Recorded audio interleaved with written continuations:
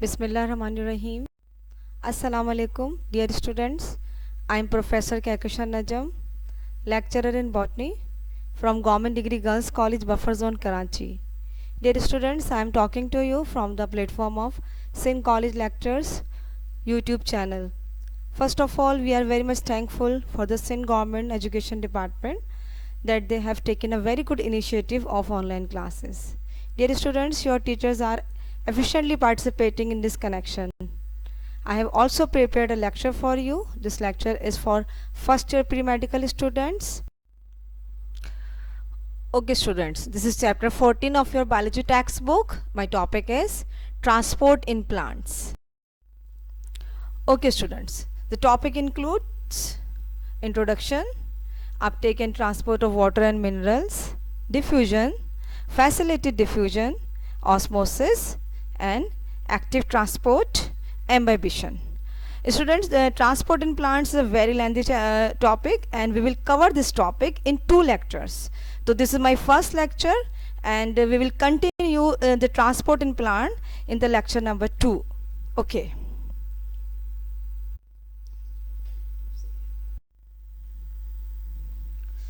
Okay, first of all, we will come to the introduction. Need for transportation of materials. Students, as we know, all living organisms must perform metabolic activities in their cells. Each living cell must synthesize its own ATP by cellular respiration or photosynthesis and carry out for itself those activities necessary for its growth and maintenance. हम सब जानते हैं कि living organisms जो हैं वो अपनी growth and maintenance के लिए, ग्रोथ एंड डेवलपमेंट के लिए उनके सेल्स के अंदर मेटाबॉलिज्म या मेटाबॉलिक एक्टिविटीज़ होती हैं. What do you mean by metabolic activities? It means production of molecules means anabolism and the break down of molecules means catabolism. All together it is called metabolism. तो living organisms को इन activities को carry करना होता है और perform करना होता है ताकि वो अपनी ग्रोथ एंड डेवलपमेंट कर सकें. It follows then every cell must obtain the necessary raw materials to support its metabolism. It means they require the necessary raw materials जो उनके मेटाबॉलिज्म को सपोर्ट करे. उनको कुछ मटीरियल्स रिक्वायर होते हैं. At the same time, it must get rid of metabolic waste like carbon dioxide and other nitrogenous waste. अच्छा, at the same time when they are doing their metabolism, जब उसमें production of molecules होती है और उसके साथ कुछ जो है unnecessary materials भी जो है वो produce होते हैं, these are called waste materials. At the same time उन waste materials को cell से living system से excrete out भी होना होता है. Okay, obviously some mechanism is needed for transporting substances between the specialized system. इन तमाम मेटाबॉलिज्म को सपोर्ट करने के लिए यहाँ पर डेफिनेटली एक सिस्टम जो है वो नीडेड है, वो ट्रांसपोर्टेशन का सिस्टम नीडेड है जो इन सब्सटेंसेस को, जो रॉ मटेरियल्स जो उनको कैरी करे और इसके अलावा जो वेस्ट प्रोडक्ट्स हैं उनको एक्सक्रीट आउट करे, इस तमाम मेटाबॉलिज्म को सपोर्ट करने के लिए. तो ट्रांसपोर्टेशन का एक मैकेनिज्म डेफिनेटली ज़रूरी है. This molecular and ionic movement from one location to another location in biological system is called transport. यानी हम biological system में transport किसको कहते हैं? The molecular and ionic movement from one location to another location. Okay. Okay. अब हम बात करेंगे ट्रांसपोर्ट इन प्लांट्स, यानी प्लांट्स में ट्रांसपोर्ट किसको कहते हैं और क्या है. Plants are in contact with both soil and atmosphere. Students, plants कहाँ पर होते हैं? प्लांट्स जो होते हैं वो सॉइल से और अपने एटमॉस्फेयर दोनों से कांटेक्ट में होते हैं. Various materials from atmosphere and soil are transported in and out of plant body. Plants को जो अपना नेसेसरी रॉ मटेरियल अपने मेटाबॉलिज्म के लिए चाहिए वो प्लांट्स टेकअप करता है और उसके बाद अपने एटमॉस्फेयर और सॉइल में इन एंड आउट करता है. At the same time, certain materials are transported throughout the plant body. उसने जो कुछ टेकअप किया है उसकी पूरी plant body में उस materials की transportation होती है. ठीक है. Okay, come to the diagram. Transport in plants में आप देखिए girls, you can see gaseous exchange हो रहा है. Carbon dioxide gas, oxygen gas, ये सब एक्सचेंज हो रहा है. ज़मीन से वो मिनरल्स ले रहा है. What do you mean by minerals? The minerals are present inside the soil. यानी डिफरेंट एलिमेंट्स होते हैं. जैसे कि आप जानते हैं मिनरल न्यूट्रिशन में आपने पढ़ा था, प्लांट्स को मैक्रो और माइक्रो एलिमेंट्स की ज़रूरत होती है. ये एलिमेंट्स वो टेकअप करता है with the help of water. ये अंदर जाता है, इसकी ट्रांसपोर्टेशन होती है. फिर पूरी प्लांट बॉडी में इस चीज़ की ट्रांसपोर्टेशन होती है, conduction of water and then exchange of gases. और इसके अलावा फूड जो वो प्रिपेयर करता है, वो फूड की ट्रांसपोर्टेशन होती है. ठीक है, तो this is called transport in plants. चलिए नेक्स्ट देखते हैं. Materials to be transported in plants. Plants को बेसिकली क्या मटीरियल्स चाहिए होते हैं? Transport in plants occurs on 3 levels. पहले हम पढ़ेंगे कि जो ट्रांसपोर्ट है प्लांट के अंदर वो किस तरह से होती है. Number 1, water, gases and solutes move in and out across the cell membrane. ये बिल्कुल सेलुलर लेवल की बात हो रही है कि सेलुलर लेवल के अंदर जो है वो वाटर, गैसेस और सॉल्यूट जो है वो इन एंड आउट होते हैं थ्रू सेल मेम्ब्रेन. उसके बाद loading of food from photosynthetic cells into sieve tube, यानी शॉर्ट डिस्टेंस ट्रांसपोर्ट. अच्छा, अब प्लांट ने जो अपना फूड मटेरियल प्रिपेयर किया है बाय मीन्स ऑफ फोटोसिंथेसिस, उसने क्या बनाया है? As you know, they prepare glucose. और वो जो glucose in the form of sucrose, वो जो है उसकी पूरे प्लांट बॉडी को जो रिक्वायरमेंट होती है वो वहाँ ट्रांसपोर्ट होता है. ठीक है, वो किसके जरिए होता है? By means of sieve tube, यानी ये कहलाती है शॉर्ट डिस्टेंस ट्रांसपोर्ट. इसके बाद conduction of water with dissolve minerals and food along the whole plant through xylem and phloem, यानी लॉन्ग डिस्टेंस ट्रांसपोर्ट. पानी चाहिए होता है, water, they are taken, this is taken from the roots. वो पानी ले रहा है रूट से, और रूट के साथ जो डिजॉल्व मिनरल्स हैं वो भी पूरे प्लांट बॉडी के अंदर लॉन्ग डिस्टेंस ट्रैवल करते हैं. यहाँ पर आप देखिए जाइलम और phloem are the in the vascular bundle. They are basically the conductive tissues, और ये किस, they are responsible for the conduction of water and minerals. Okay, uptake and transport of water and minerals. अब हम इस phenomena पे जाएंगे कि plant जो है, ये चीज़ तो आपकी क्लियर हो गई कि प्लांट को क्या चीज़ें चाहिए होती हैं, और वो ट्रांसपोर्ट जो है वो short distance and long distance transport होती हैं. अब हम बात करते हैं वाटर एंड मिनरल्स की. प्लांट कहाँ से वाटर मिनरल्स जो है वो अपटेक करता है?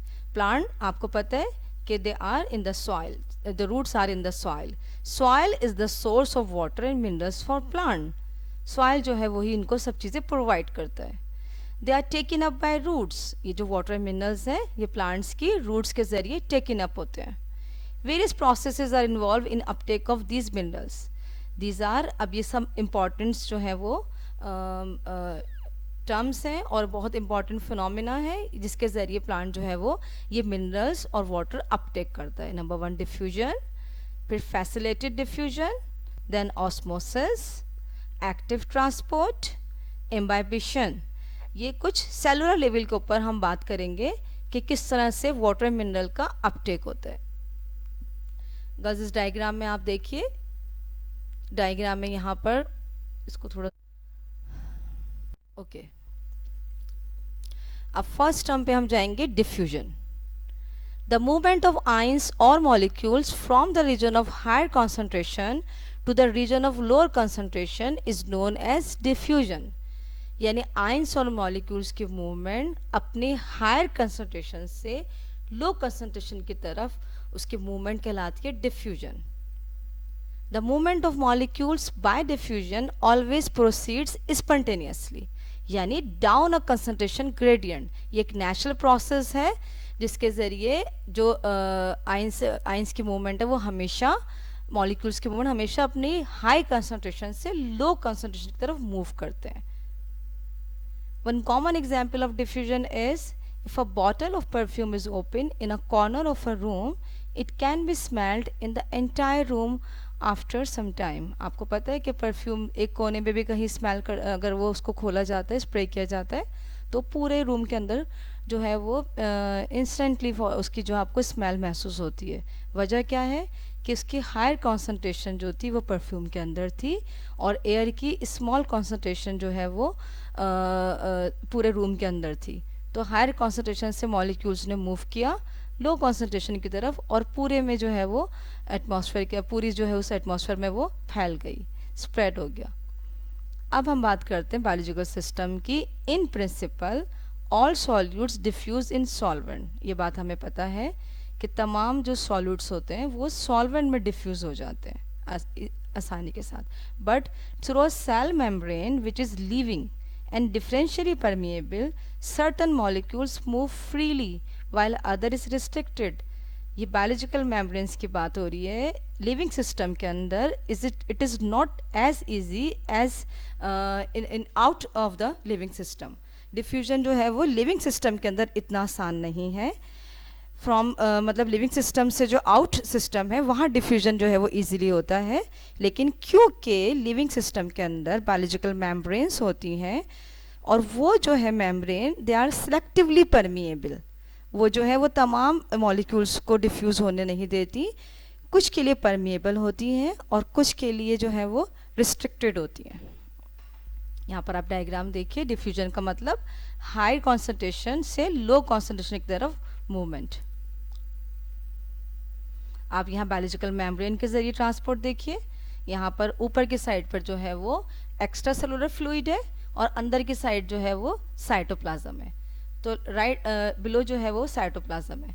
अब ऊपर से जो है वो कंसंट्रेशन ज़्यादा है मॉलिक्यूल्स की और inside the cytoplasm low concentration है।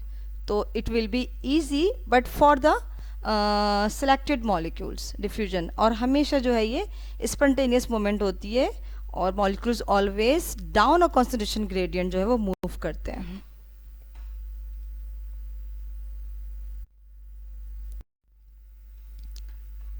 The next term is facilitated diffusion. ये क्या है facilitated diffusion? Charged particles and large molecules such as glucose do not pass through the cell membrane via simple diffusion। अभी हमने जिस diffusion की बात की है वो spontaneous diffusion की जो बात की थी वहाँ पर हमने ये भी देखा था कि cell membranes are selectively permeable। वो तमाम molecules को allow नहीं करते कि वो spontaneous movement करें। तो जिन मॉलिक्यूल्स की साइटोप्लाज्म में ज़रूरत होती है उनके लिए फैसिलिटेड डिफ्यूजन जो है वो होती है। वो किस तरह से होती है? Special interesting proteins are present in the cell membrane which help them to cross the barrier. यानी होता क्या है कि जो मॉलिक्यूल्स आसानी के साथ डिफ्यूज़ नहीं होते थ्रू सेल मेम्ब्रेन, उनके लिए सेल मेम्ब्रेन के अंदर स्पेशल प्रोटीन्स होती हैं जो एम्बेडेड होती हैं और वो जो है वो उन पार्टिकल्स को, उन मॉलिक्यूल्स को जो है वो हेल्प करती हैं क्रॉस द बैरियर। वो स्पेशल प्रोटीन्स क्या होती हैं? These special proteins are called channel protein and carrier protein. First of all देखते हैं चैनल प्रोटीन। ये किन प्रोटीन्स की बात होती है? Channels are transmembrane proteins that function as selective pores through molecules or ions can be diffused। ये channel protein cell membrane के अंदर जो है वो पोर्स की तरह काम करती हैं, जैसे कि सेल मेम्ब्रेन में पोर डेवलप करती हैं। वो पोर जो होता है वो रास्ता होता है फॉर सम मॉलिक्यूल्स का ताकि वो वहाँ से डिफ्यूज़ हो सके।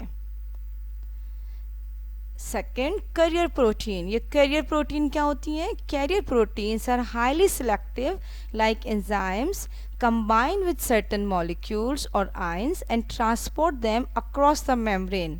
इनका जो प्रोसेस होता है वो चैनल प्रोटीन से डिफरेंट होता है। ये उस सिलेक्टिव जो है वो मॉलिक्यूल्स के साथ कंबाइन होती हैं और उसके बाद उसको उनकी यानी इनकी शेप चेंज हो जाती है उनके कंबाइन होने के बाद। ये अपना शेप चेंज करती हैं और एक पैसेज बनाती हैं, एक रास्ता, और उस पैसेज के ज़रिए क्रॉस करवाती हैं मेम्ब्रेन के अंदर उन सर्टन जो है वो स्पेसिफिक मॉलिक्यूल्स को। तो they are called carrier protein, यानी ये कैरी करती हैं। आप कह सकते हैं कि ये कैरी करती हैं उन मॉलिक्यूल्स को और अक्रॉस द मेम्ब्रेन। अच्छा, अब डायग्राम देखते हैं students. First of all channel protein. Channel protein की diagram and second one is the carrier protein. पहले फर्स्ट डायग्राम हम देखते हैं। ये बायोलॉजिकल मेम्ब्रेन है, इसके आउटसाइड जो है वो एक्स्ट्रासेलुलर फ्लूइड है और नीचे के साइड पे जो है बिलो वो साइटोप्लाज्म है। अब हम इन प्रोटीन्स को देखते हैं। पर्पल कलर में जो आप देख रहे हैं दीज आर द प्रोटीन्स। ये एम्बेडेड है, यानी सेल मेम्ब्रेन के अंदर पूरी अक्रॉस द सेल मेम्ब्रेन पूरी धसी हुई है, एम्बेडेड है। ऊपर की साइड पर आप देखिए जो मॉलिक्यूल्स हैं उनकी कंसंट्रेशन ज़्यादा है, they are crossing the membrane down a concentration gradient. ये तो हमें पता है कि हमेशा down a concentration gradient movement होती है। This is also called the passive transport, जिसमें किसी किस्म की एनर्जी रिक्वायर नहीं होती, बस ये एक स्पॉन्टेनियस मूवमेंट होती है जो कि down a concentration gradient movement होती है। चैनल प्रोटीन जो है वो एक चैनल बनाते हैं और इन जो है वो मॉलिक्यूल्स को पैसेज प्रोवाइड करते हैं और इस पैसेज के ज़रिए वो एक्स्ट्रा सेलुलर फ्लूइड से साइटोप्लाज्म की तरफ मॉलिक्यूल्स मूव करते हैं, यानी इन प्रोटीन्स का सहारा लेते हैं, चैनल यूज़ करते हैं। सेकेंड प्रोटीन की तरफ आ जाइए। सेकेंड प्रोटीन जो है वो कैरियर प्रोटीन होती हैं। ये भी स्पेसिफिक प्रोटीन होती है, इसमें भी किसी एनर्जी की ज़रूरत नहीं होती, सेल को सेल की कोई एनर्जी इनपुट नहीं होता, बल्कि सिर्फ प्रोटीन जो है वो अपनी शेप चेंज करती हैं और मॉलिक्यूल जो है इधर भी आप देखिए कि डाउन अ कॉन्सेंट्रेशन ग्रेडियंट मूव कर रहे हैं। बाहर एक्स्ट्रासेलुलर फ्लूइड से मॉलिक्यूल्स को अंदर आना है, लेकिन ये मॉलिक्यूल्स आसानी के साथ डिफ्यूज़ नहीं हो सकते, तो इन मॉलिक्यूल्स को जो है वो कैरियर प्रोटीन जो है वो डिफ्यूज़ करवाते हैं। कैरियर प्रोटीन उनके साथ अटैच होते हैं। फिर आप सेकंड उसमें पिक्चर में देखिए, ये मॉलिक्यूल अटैच होने के बाद ये प्रोटीन अपनी शेप चेंज करती हैं और पूरा इन मॉलिक्यूल्स को कैरी करती हैं और साइटोप्लाज्म के अंदर डिफ्यूज़ करवाते हैं। चलिए नेक्स्ट देखते हैं। What is next? Osmosis. This is also a very much important phenomena. What is osmosis? Osmosis is diffusion of water molecules across the plasma membrane from a region of its higher concentration to a region of its lower concentration. Students, अब हम बात कर रहे हैं water molecules की. Water molecules भी इसी तरीके से हमेशा अपनी हायर कॉन्सेंट्रेशन से हमेशा लोअर कॉन्सेंट्रेशन की तरफ जो रीजन होता है वहाँ मूव करते हैं. Biological membranes are not semi-permeable because they are not completely impermeable to solutes. हम biological membranes को semi-permeable नहीं कहते बल्कि selectively permeable कहते हैं. They allow passage of solutes as well as solvent, though not at equal rate. ये solvent और solute दोनों ही को कोई इक्वल रेट के साथ जो है वो डिफ्यूज़ नहीं होने देती. अच्छा, वाटर की जब भी बात करते हैं तो वाटर हमेशा अपने हायर कॉन्सेंट्रेशन से लो कॉन्सेंट्रेशन की तरफ मूव करता है. जब हम प्लांट की बात करते हैं, इसी ऑस्मोसिस के प्रोसेस के थ्रू जो है वो वाटर प्लांट अपटेक करता है. ज़मीन में हमेशा पानी जो है वो ज़्यादा होता है और उसकी वाटर कॉन्सेंट्रेशन, वाटर पोटेंशियल वहाँ ज़्यादा होगा जहाँ वाटर की कॉन्सेंट्रेशन ज़्यादा होगी. जहाँ सॉल्यूट की कॉन्सेंट्रेशन ज़्यादा होगी वहाँ पर वाटर की कॉन्सेंट्रेशन कम होगी. तो वाटर हमेशा अपनी हायर कॉन्सेंट्रेशन से लो कॉन्सेंट्रेशन की तरफ मूव करता है. तो इसीलिए पानी ज़मीन से, क्योंकि सेल के अपने अंदर, रूट्स के जो सेल्स हैं इनके अपने अंदर पानी कंपैरेटिवली कम है और ज़मीन के अंदर पानी जो है वो अपनी खालिस हालत में ज़्यादा है. तो इसीलिए पानी इसी ऑस्मोसिस के प्रोसेस के थ्रू रूट्स के अंदर जो है वो डिफ्यूज़ होता है. आप यहाँ पर एक डायग्राम्स के ज़रिए इसको समझिए. आप डायग्राम में देखिए, फर्स्ट बीकर के अंदर कंपार्टमेंट दो बनाए हुए हैं. इन कंपार्टमेंट में शुगर मॉलिक्यूल जो है वो लेफ़्ट साइड पर जो है वो शुगर मॉलिक्यूल कम है और कंपार्टमेंट में दरमियान में सेमी परमिएबल मेम्ब्रेन है और राइट साइड पर जो है वो शुगर मॉलिक्यूल ज़्यादा हैं. थोड़ी देर के बाद अब नेक्स्ट बीकर में देखिए क्या होगा. वाटर अपनी हायर कॉन्सेंट्रेशन से लोअर कॉन्सेंट्रेशन की तरफ मूव करेगा. अब हायर कॉन्सेंट्रेशन क्या थी वाटर की? आप दोबारा उस कंपार्टमेंट को देखिए, क्योंकि शुगर मॉलिक्यूल सिर्फ एक नज़र आ रहा है आपको पिंक कलर का, तो उसके कंपैरेटिवली वाटर की कॉन्सेंट्रेशन ज़्यादा है.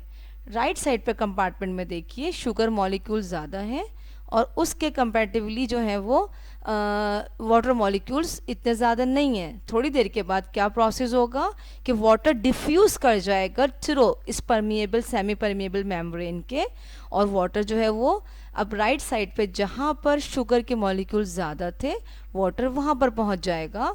इसीलिए जो है वो लेफ़्ट साइड का जो है वो वॉल्यूम कम हो जाएगा, वाटर वहाँ से डिफ्यूज़ करेगा राइट साइड की तरफ जहाँ पर उसकी कॉन्सेंट्रेशन अपनी कॉन्सेंट्रेशन कम थी। तो this process is called osmosis. Water always move from higher concentration to its lower concentration through a semi permeable membrane. Next देखते हैं हम एक्टिव ट्रांसपोर्ट। ये भी एक ट्रांसपोर्ट की टाइप है, एक्टिव ट्रांसपोर्ट। अभी तक हम जो भी चीज़ें पढ़ते आए हैं वो सब down a concentration gradient movement थी, जो कि एक नेचुरल प्रोसेस है। अब हम पढ़ेंगे इसके अगेंस्ट। देखिए क्या है, in cellular biology active transport is the movement of molecules across a membrane from a region of lower concentration to a region of higher concentration against the concentration gradient। Students ये एक different चीज़ है। अभी तक हमने जो चीज़ें पढ़ी वो डाउन अ कंसंट्रेशन ग्रेडियंट था, यानी मॉलिक्यूल्स अपनी हायर कॉन्सेंट्रेशन से लोअर कॉन्सेंट्रेशन की तरफ मूव कर रहे थे, जो कि एक नेचुरल प्रोसेस है जिसमें किसी एनर्जी की इनपुट की भी ज़रूरत नहीं है। लेकिन कभी कभार सेल को वो चीज़ें चाहिए होती हैं जो उसके अपने साइटोप्लाज्म में वो मॉलिक्यूल ज़्यादा हैं, और उसके आउट ऑफ द साइटोप्लाज्म जो एक्स्ट्रा सेलुलर फ्लूइड है वहाँ पर वो मॉलिक्यूल्स कम हैं।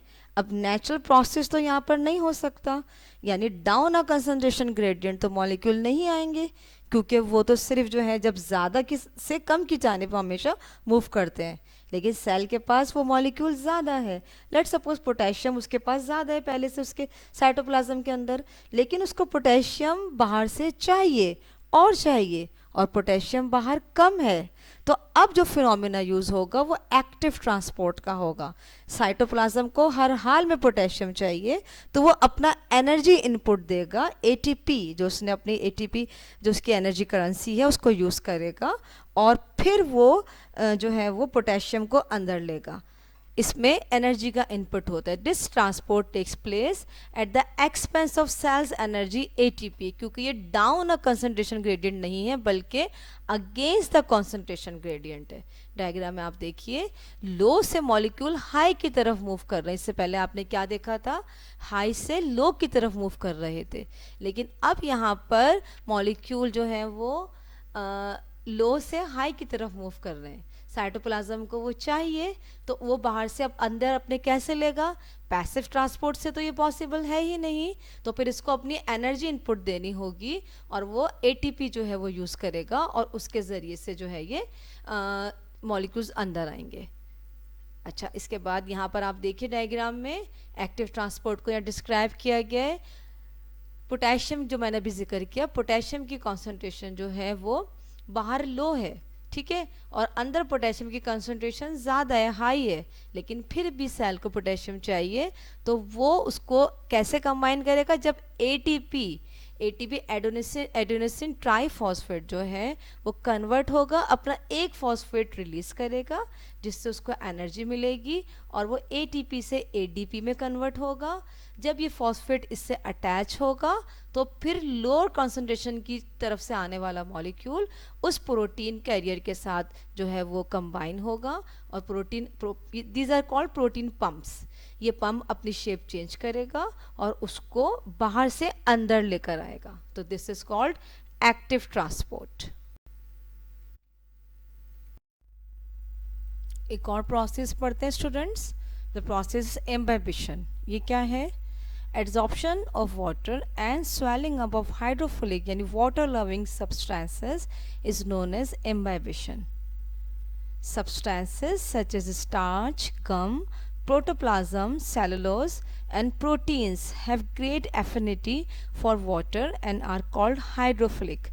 ये सब्सटेंसेस जो होते हैं ये वाटर लविंग सब्सटेंसेस हैं, और ये पानी को डिफ्यूज़ यानी एब्जॉर्ब करते हैं, और पानी को एब्जॉर्ब करने के बाद इनका वॉल्यूम बढ़ जाता है। ये भी एक नेचुरल प्रोसेस है। The cell wall components specially cellulose, pectin and lignin can take up water and as a result increase in volume. But the components do not dissolve in water. ये सब जो है कंपोनेंट सेल वॉल के, जिससे cell wall की composition है, makeup होता है सेल वॉल का सेलुलोज से, पैक्टिन और लिग्निन से। तो ये सेल वॉल की जो है इन सब्सटेंसेस की ग्रेट एफिनिटी है वाटर के साथ, ये वाटर को एब्जॉर्ब करते हैं, और मगर इसके नतीजे में ये अपनी जो है वो स्ट्रक्चर को लूज नहीं करते, ठीक है। But the components do not dissolve in water, ये मगर वाटर में डिजॉल्व नहीं करते, सिर्फ वाटर को जो है वो एडहेयर करते हैं। एडहेयर माने अट्रैक्ट करते हैं। This helps the water molecule move along the cell walls of xylem vessel. यही प्रोसेस है जो जाइलम वेसल्स के अंदर वाटर को मूव करवाता है, क्योंकि वाटर के साथ इनकी जो है वो अट्रैक्शन है। The uptake of water by imbibition is greatly important in germinating seed. Germinating seeds के अंदर जो है ये imbibition बहुत important है। The volume of dry seed may increase up to 200 times by imbibition. As a result, the seed coat ruptures and makes the germination of seed effective. Students, अगर मैं आपको एग्जाम्पल दूँ, घर में हम जो दाल भिगोते हैं या चने वगैरह, ये सब आप पानी में जब डाल देते हैं तो उसका कुछ टाइम के बाद हम देखते हैं उसका वॉल्यूम इंक्रीज हो जाता है। अब आप ये देखिए कि आप तो कहें कि वो अपने पेरेंट्स से, ये प्लांट से अलग हो चुकी है वो चीज़, तो हम उसको डेड कंसिडर करें, लेकिन वो चीज़ वाटर लविंग सब्सटेंसेस हैं उसके अंदर, और वो वाटर को एडहेयर करते हैं, वाटर को एब्जॉर्ब करते हैं, तो उनका वॉल्यूम 200 टाइम्स जो है वो इंक्रीज हो जाता है। तो ये चीज़ें जो हैं, ये एम्बाइबिशन का प्रोसेस कहाँ पर बहुत इंपॉर्टेंट है, ये इनटेक ऑफ जर्मिनेशन के अंदर बहुत इंपॉर्टेंट है। सीड्स की जर्मिनेशन इस ही एम्बाइबिशन के प्रोसेस के थ्रू होती है। जब सीड जो है वो सॉइल के अंदर होते हैं, बरीड होते हैं, वहाँ पर जब उनको वाटर मिलता है, वो वाटर को एब्जॉर्ब करते हैं। वाटर उनके अंदर इस हद तक एब्जॉर्ब हो जाता है कि सीड कोट रप्चर हो जाता है। जब सीड कोट फट जाता है, रप्चर हो जाता है, तो फिर जो है वो जर्मिनेशन का प्रोसेस होता है, उधर से प्लोम्यूल और जो है वो रेडिकल इमर्ज होता है। तो ये एम्बाइबिशन का भी एक नेचुरल प्रोसेस है। इसका मतलब है कि वाटर लविंग सब्सटेंसेस का वाटर को अट्रैक्ट करना। अब यहाँ पर एक डायग्राम के ज़रिए आप देखिए, एक सिलेंडर में हमने जो है वो कुछ पी सीड्स रखे हुए हैं। अब उन पी सीड्स के ड्राई पी सीड्स हैं सिलेंडर के अंदर, आप देखिए, मतलब lower than half the volume में वो पी सीड्स हैं, और अगर आप उनमें वाटर ऐड कर दीजिए और उसको छोड़ दीजिए, तो ये जो है थोड़ी देर के बाद अब आप सिलेंडर बी में देखिए, यही सीड्स कहाँ तक इनका लेवल राइज हो गया। ये लेवल क्यों राइज हुआ है कि इन ड्राई सीड्स ने वाटर जो है वो एब्जॉर्ब किया है। हमने आपको बताया कि सेल वॉल के अंदर जो है वो वाटर लविंग सब्सटेंसेस होते हैं, यानी सेलुलोज, पैक्टिन, लिग्निन, और ये सब चीज़ें जो हैं ये वाटर को एब्जॉर्ब करती हैं और वाटर को एडहेयर करती हैं। तो ये जो है उसका वॉल्यूम इंक्रीज हो गया, वाटर एब्जॉर्ब हो गया, और अब ये देखिए इसका लेवल सिलेंडर में कहाँ तक पहुँच गया, पी सीड्स का। ठीक है, तो ये जो डायग्राम है ये फिनोमिना को जो है वो एक्सप्रेस कर रही है, किस फिनोमिना को, एम्बाइबिशन के प्रोसेस को। Okay student, this was the first lecture, transport in plants, and we will continue, we will come to the mechanism of ascent of sap, and the further details we will discuss in the second lecture. Thank you so much. I am Professor Kehkashan Najam from Government Degree Girls College Buffer Zone, Karachi, and this is my email ID. You can email me too. Thank you so much, and must watch the second lecture, which is the continuation of the transport and plant. Thank you.